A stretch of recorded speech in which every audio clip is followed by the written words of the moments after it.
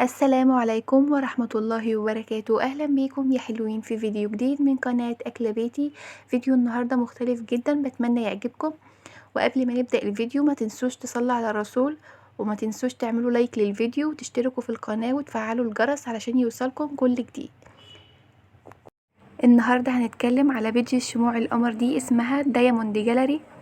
وبشكر البنوتات القمر اللي بعتولي الجفت ده. عايزة اقول لهم ان شغلهم متميز جدا وهيعجبكم قوي. وده الجفت اللي جالنا النهارده. اسم البراند بتاعهم دايموند جاليري.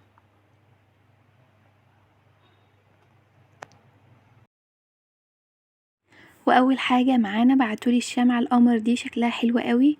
ده في النيو كولكشن بتاعهم، شمعة على شكل قلب. دي ديكور اضاءة حلوة قوي. وده تاني شكل معانا برضو، ده شمع ديكور اضاءة.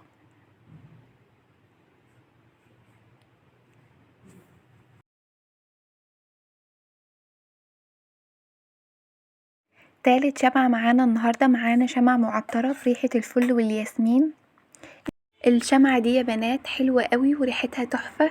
من قبل ما اشغلها ومخليه ريحة المكان حلوة قوي بجد، جربوها على ضمانتي هتعجبكم قوي.